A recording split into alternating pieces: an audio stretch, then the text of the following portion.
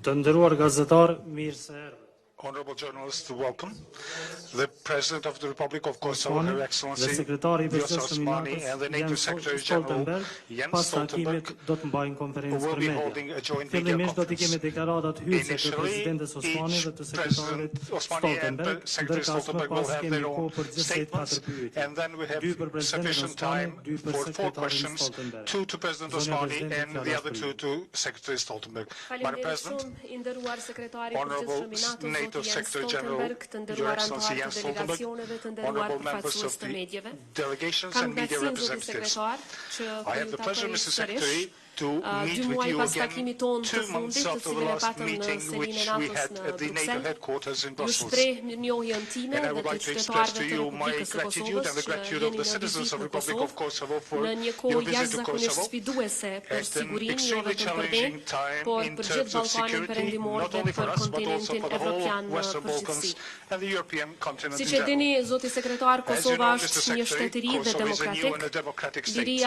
Kosovo's freedom is also a result of NATO support. 24 years ago, we gained our freedom and the opportunity for the independence of our country. The people and the institutions of Kosovo are forever grateful for NATO's contribution to our freedom. At the same time, we are even more grateful to the NATO soldiers who, within the capable mission, are providing extreme contribution to peace and stability. But this very peace has lately been very seriously violated and continues to be violated by Serbia.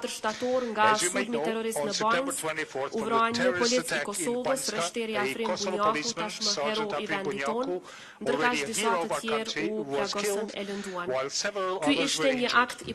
This was a pure act of aggression on the part of Serbia against our republic. The data obtained by the official investigation confirmed that Serbia is behind this attack, both in terms of its organization as well as supplying weapons and equipment and financing and providing training in its military bases within Serbia. In order not to allow the repetition of such attacks, Serbia's responsibility for the attack and terrorist aggression of September 24th against Kosovo must be addressed, as well as for the attack of May 29th against KFOR troops.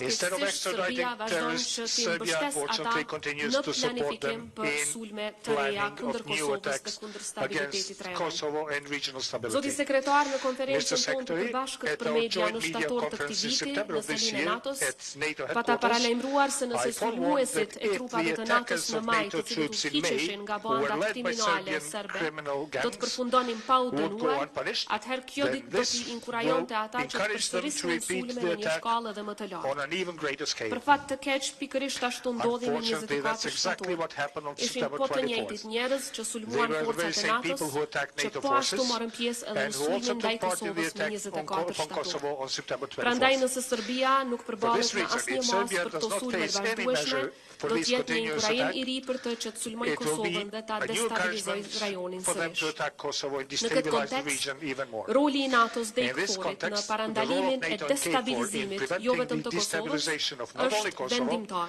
is decisive. As Serbia remains a constant threat to peace and stability in the entire region. Kosovo Police is a multi-ethnic police force which serves to protect all communities. Being an extremely professional force, the police and all our security institutions are ready to continue their close cooperation with KFOR, because this is in our own interest as well. Cooperation with our allies is a value which we continuously promote. Kosovo and NATO are on one side, terrorists are on the other side. Honorable NATO Secretary, based on security challenges in the last period, the strengthening of relations between Kosovo and NATO is a prerequisite for peace and regional stability.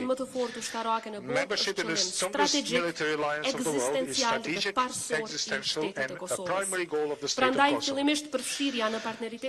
Initially, the inclusion of Kosovo in the Partnership for Peace, followed by full membership in NATO is a guarantee for the security of the entire region. Prolonging the process of Kosovo's membership in this alliance would produce major consequences for security in the entire European continent. The ongoing security challenges in the north of Kosovo are a joint concern for the institutions of Kosovo and those of NATO, which require joint partnership efforts. NATO can send clear messages to Serbia regarding its actions, demanding the withdrawal of the armed forces gathered on the border with Kosovo, as well as the closure of the Russian humanitarian center, which is in fact a Russian espionage center. Kosovo has proved itself as a reliable partner for NATO, starting from the housing of Afghan refugees, a position of sanctions against Russia, up until a strong support for Ukraine.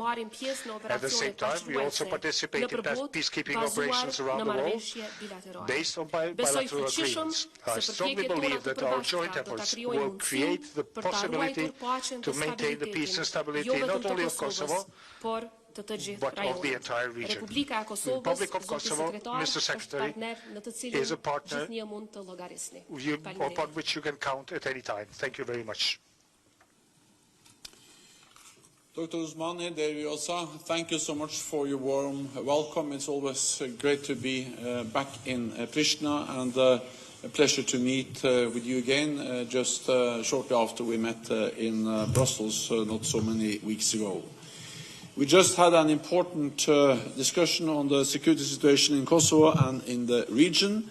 In September, we saw a serious outbreak of violence in northern Kosovo, raising concerns that the widespread conflict could return to the Western Balkans.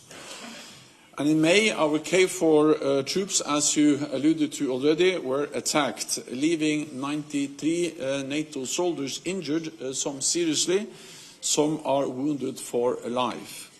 Such violent attacks are unacceptable. Those responsible must be held to account. NATO responded swiftly. We have deployed 1,000 additional troops to Kosovo. We sent heavier armor, and we have stepped up patrols in the north. These are prudent steps, ensuring that KFOR continues to fulfill its UN mandate at all times. We will do what is necessary to maintain a safe and secure environment and freedom of movement for all people in Kosovo. Stability in the region depends on all sides choosing diplomacy over violence and on honouring existing commitments. Any deployment of the Kosovo Security Force to the north of Kosovo requires the concurrence of KFOR, and we expect timely consultations on any action of the Kosovo Security Force or Kosovo Police that could impact regional security. Decades of hard-won peace must not be jeopardized. NATO strongly supports the EU-facilitated dialogue between Belgrade and Pristina, and both sides must engage in good faith. I welcome the latest proposals for the establishment of the Association of Serb-majority municipalities in Kosovo. This would be a key step toward normalization of the relationship and toward lasting peace and prosperity in the region. So once again, thank you so much for your welcome and for our very constructive and good meeting. Thank you. Tani do të marrim pyetje tuaja. Take your questions.